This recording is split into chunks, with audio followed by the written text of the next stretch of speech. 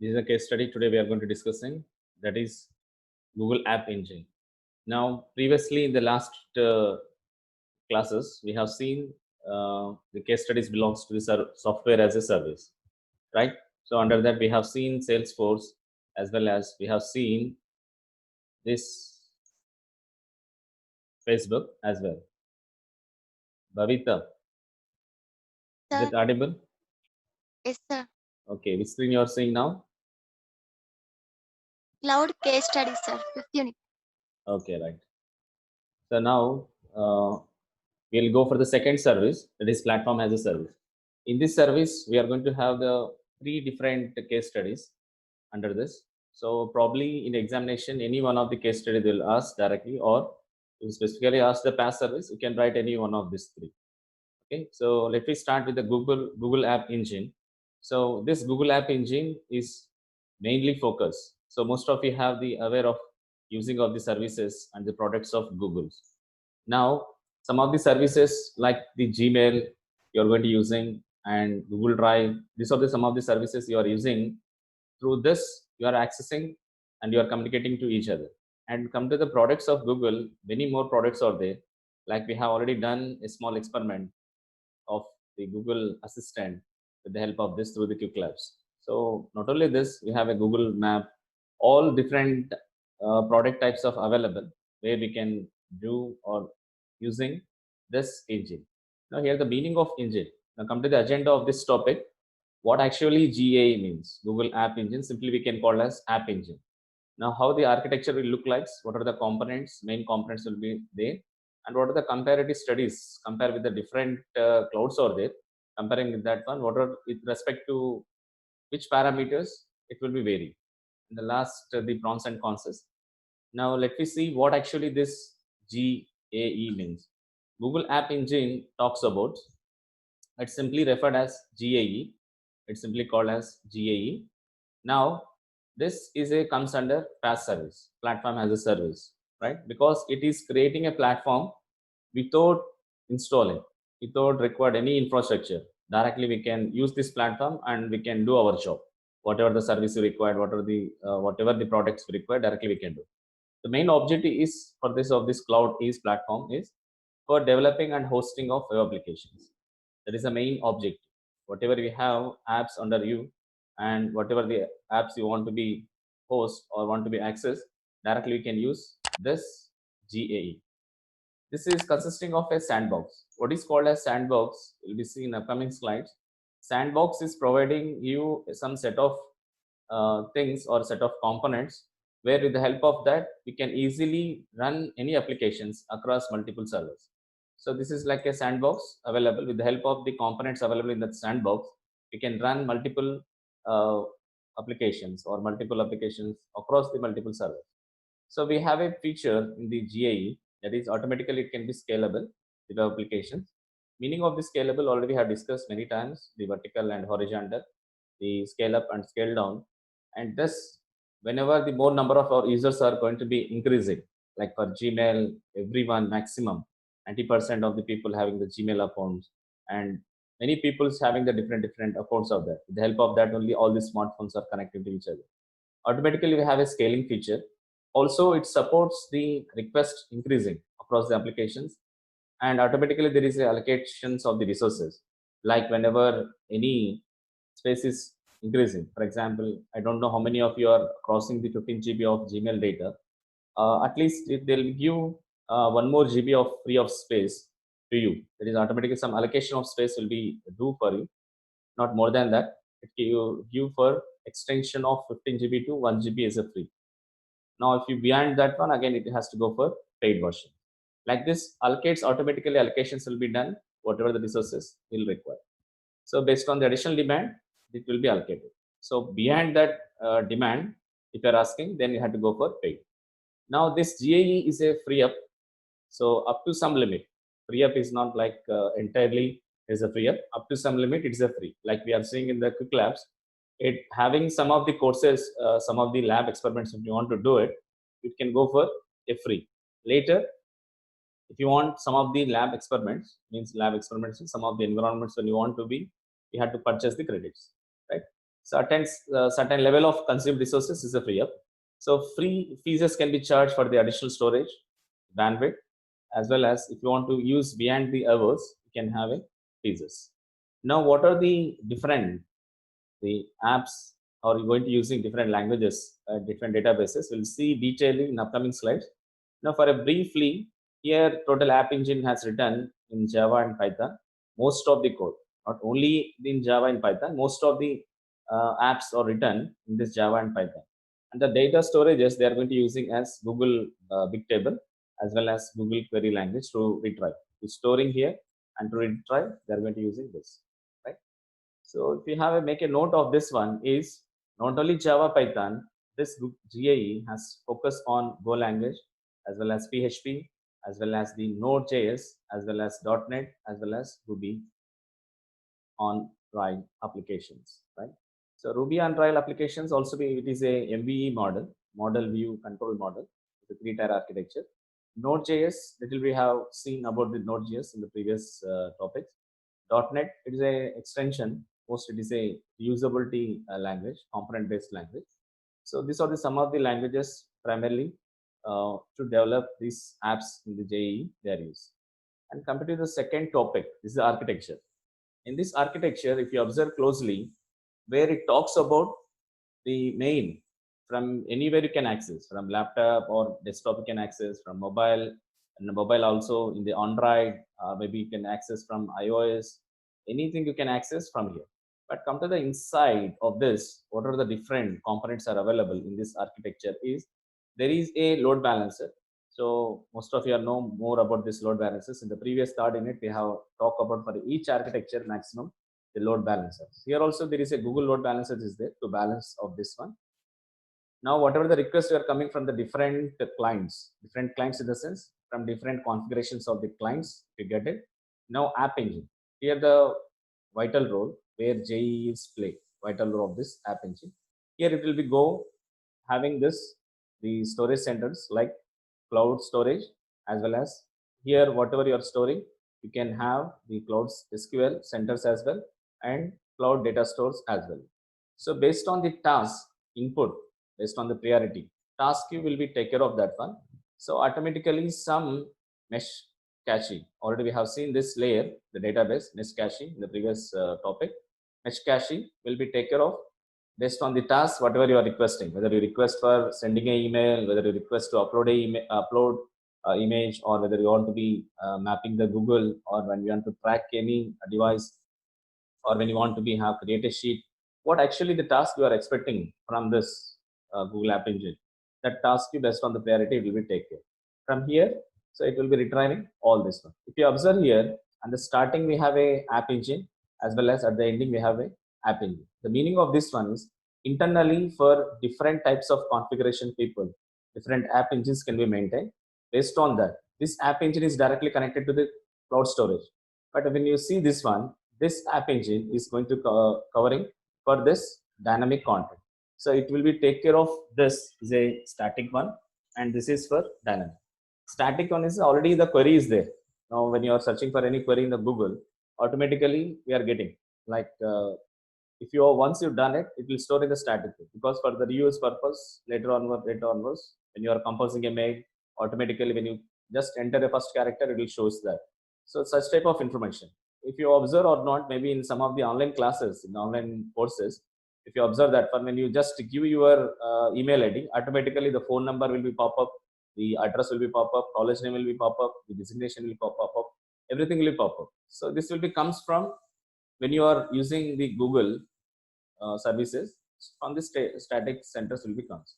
When you want a new data is coming, it will push to the dynamic content. So that's why it is maintaining two different app engines for having a new data as well as for the different configuration of this.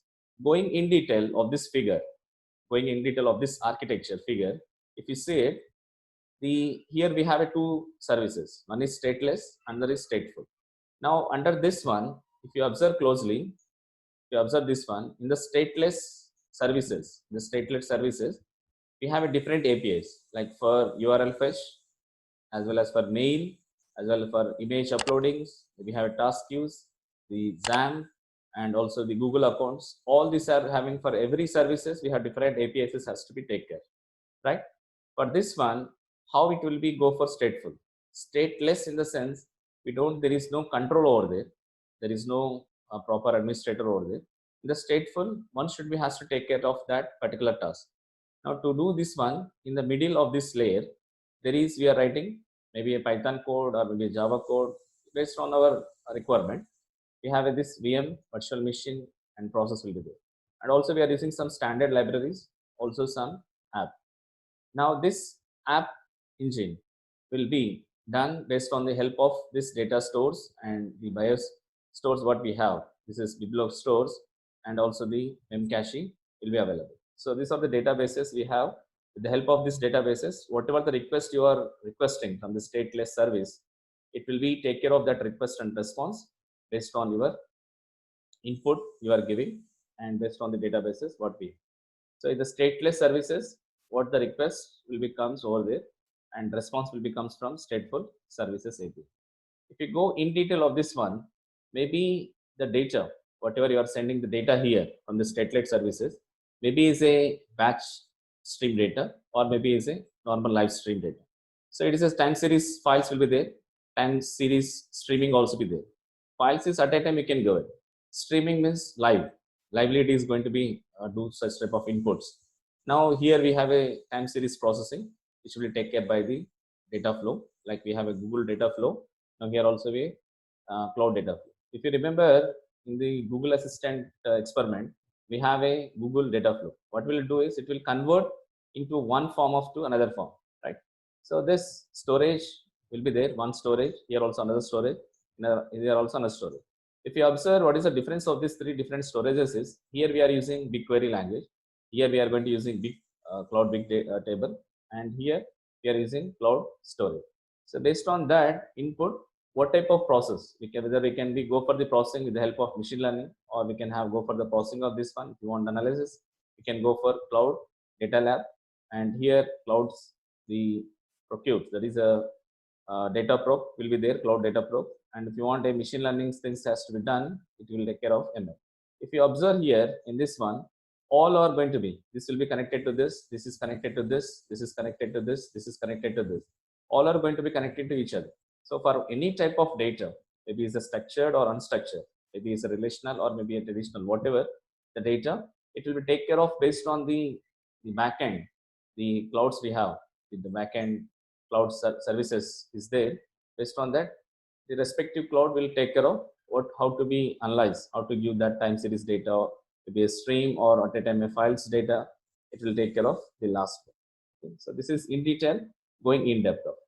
Come to this, how this will be done.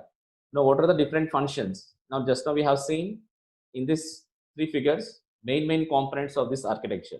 The cloud load balancer, app engine will be there, cloud storage will be there, cloud SQL will be there, cloud data store will be there, task keys will be there, Memcache will be there. Like this, all are we have discussed here. But how each one will be triggered? What is the meaning of triggering means? What are the functions you are going to be using to each other? What are that functions we are going to using for each one is? If you are accessing from Android app, mobile, or maybe iOS, it will be definitely a authentication will be there, no doubt about that one. Now with the help of gRPS, remote processor call, already have studied in the CN, RPS call will be generated here. So here endpoints, compute engine will be take care of this, whether the request is correct or not. With the help of that request, we can directly store and we can be directly retrieve the help of directly from cloud data store. As well as when you want to be upload, if your task is upload from the cloud storage, it will be here the upload function will be done. Now here again from the cloud storage, it will be notified to app engine whether this upload where it will store. Now it will be stored in a particular task and a particular way, or we can do where actually is required. So when you want to be retrieve the same, when you want to retrieve the same image, whatever you have uploaded, it will be in the task queue. It will be scheduled when it has to be viewed the data based on the trigger. To trigger it, it will be get back to the launch the task. The compute engine will take care of the request and send back from here. And now from the store function, the cloud storage, again it will be downloaded. So here you are uploading and it will notify in particular task or queue, it will be stored based on the queue will be maintained, where actually it will be stored based on this. And whenever a task is again asked you for retrieving, it will launch the task, go back the same compute engine, it will be stored wherever it is stored, retrieve that and give the downloaded option for that particular image. It is only some sort of functions I am highlighting here. grps call one, store is another, retrieve is another, upload, notify, schedule, trigger, retrieve image, launch task, again download. So these are the some of the functions will be internally triggered, right? Now when you see the database architectures, now just observe this figure so that I will take the attendance. Observe this figure carefully. This is the database, how data store architecture internally. Just give me 1 minute, just observe the figure so that I will take the attendance.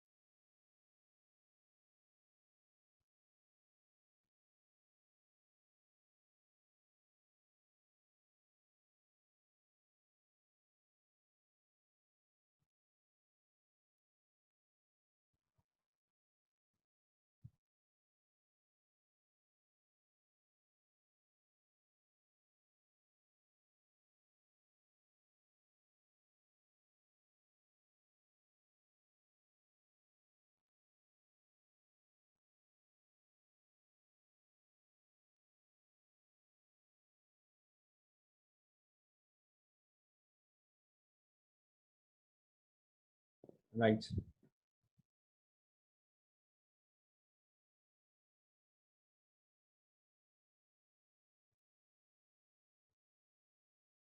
Right. So hope you have seen this figure, the data store architecture. If you observe clearly this one, we are getting the inputs from the Google applications as well as from the user application. Now from both of these applications,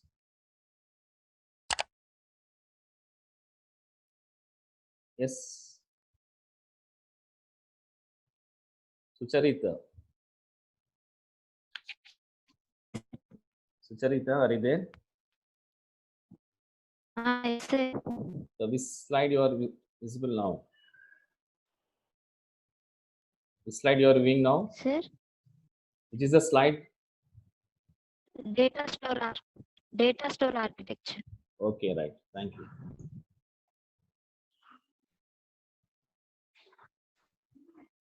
Now come to this data storage architecture. If you observe carefully, so we are getting the two different applications from Google applications as well as from user applications.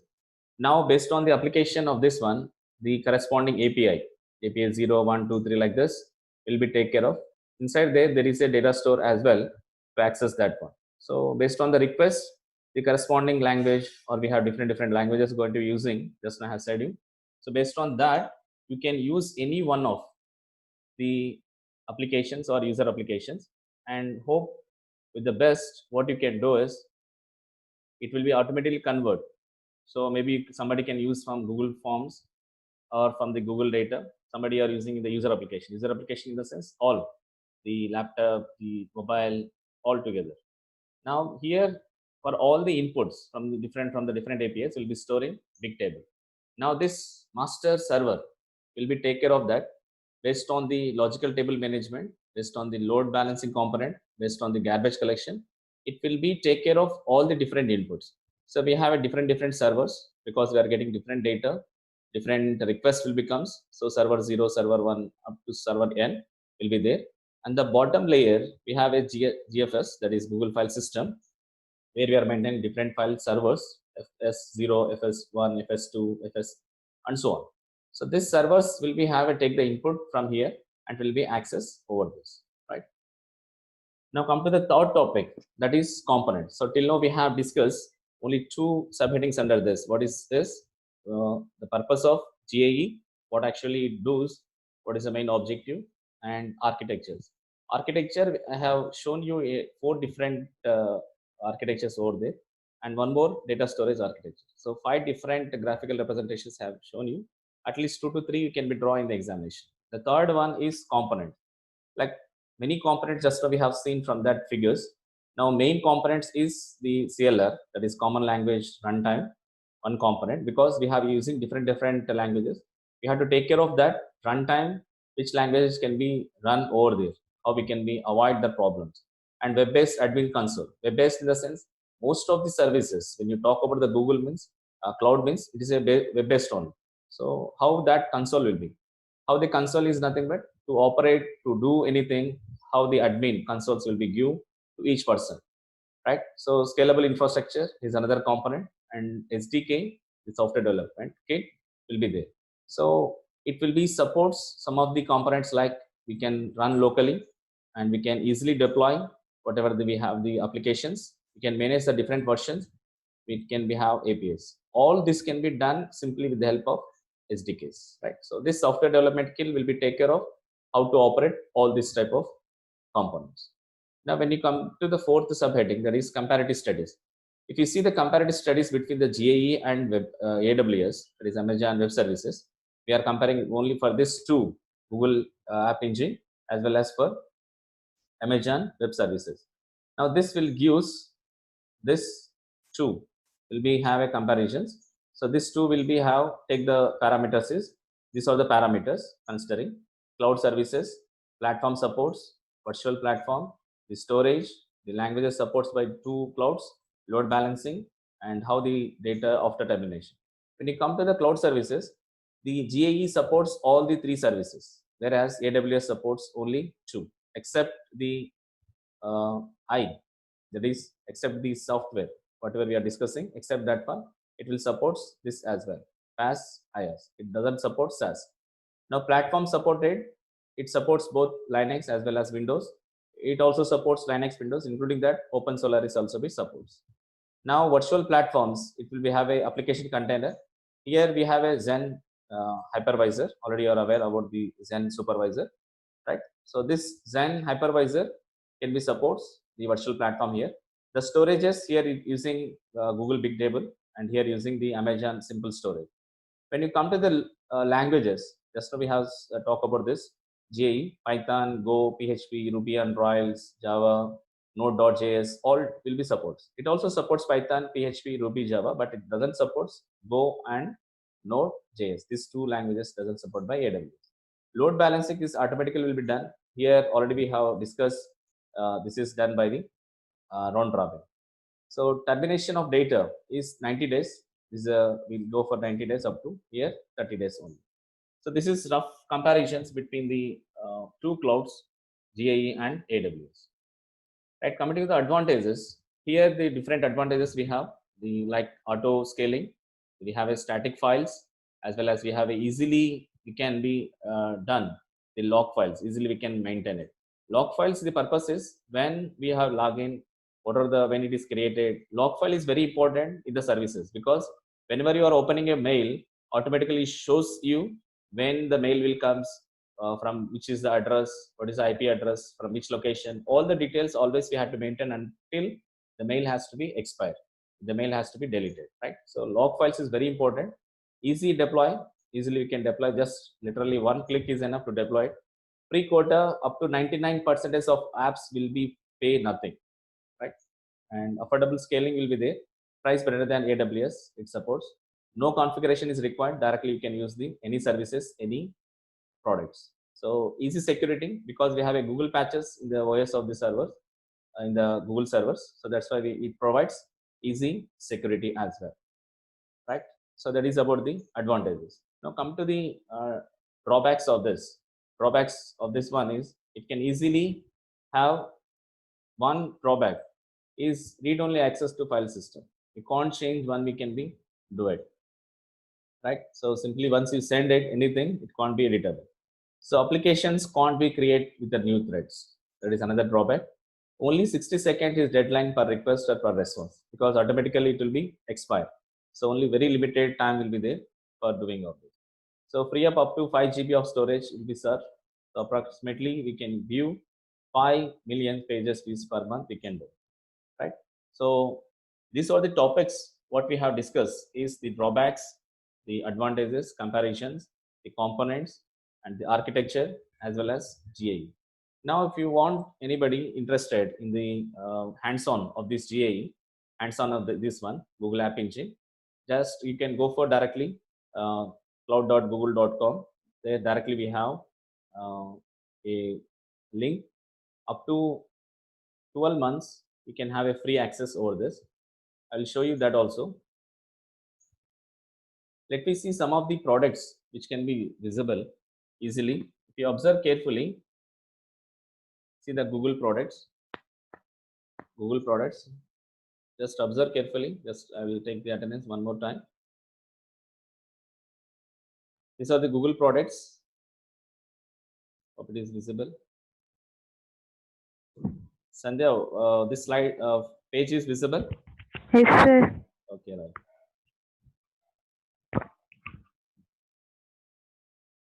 Right. See the features. Just now have spoke about all these features.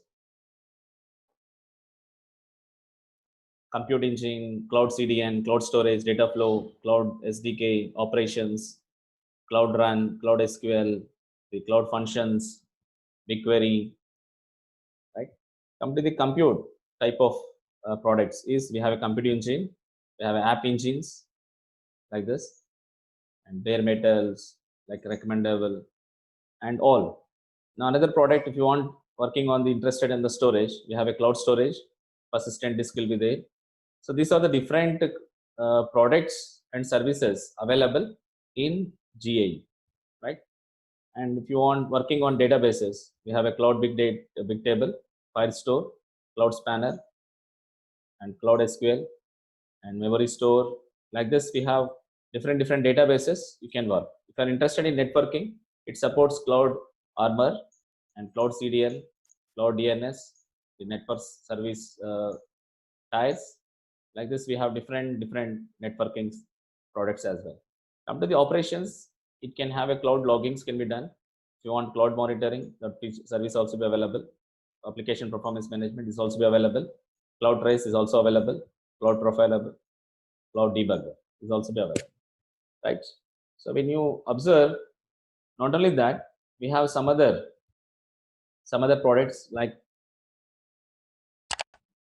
if you want to do any sort of the products related to say here. Yes, you want to do under security also. So we have access transparency, security service, binary authorization, security command center, cloud security scanner, all different. So this is only the glance where every service, every product will be have a limited access will be there. So most of the things you can be do initially when you want to create any account over here. So like when you have a serverless computing, you can have a products like Cloud Run, Cloud Functions, App Engine, Native. We have some containers as well, and we have IoT related things, IoT Core, Edge TPU. If you want to have a management tools also, it's available. Like this, all healthcare and life sciences and media gamings also be available. So why I'm showing over all this one is if you want to really want to implement it, you want to be have attempt for any competitive coding contest or competitive any projects, then definitely use such type of clouds so that we can develop a new product, and also for your main project as well as you can work over there. So just you can go for a free of this one here, the option free start. It will give free up to 12 months. 300 credits will be created, will be give. So once you created this one, initially when you are creating, it asks you for the debit card number or credit card number, but it not cut any amount. Only 1 rupee will be deducted After 2 minutes, again that 1 rupee also be credited from your to your account. Only for the purpose of whether you are a robot or not, or a human being. To identify that, it asks you the credit card number or debit card number. That's it. So it don't cut the amount automatically once the 300 credits will be go, until unless manually you can go. So this is the page. Once you have give the credit card details or debit card details here. Now whatever the services just now we have seen, all will be available here. So whichever you require, you can go ahead. Hope you have observed. Create a new project. Already have done the same style in the Quick Labs as well. Just give the project name, start working on that project. And if you want a console, here the active, here the console. If you observe here, this is the console. Active Cloud console will be available directly, like we have a Quick Labs console is there. Same here also. So whatever the services if you want, you can select the service from here. Like in the AWS, we have separate services, right? So database service is different, the security services is different. All will be available. Whichever you like to be, you can go that particular project or particular thing. Right? So like this, you can access, you can start developing, or you can work out all the different applications you can run over here, so that it can be easy for you to develop it. As well as this is somewhat little bit of about the cloud app engine. Right. So if you have any doubts, let me know.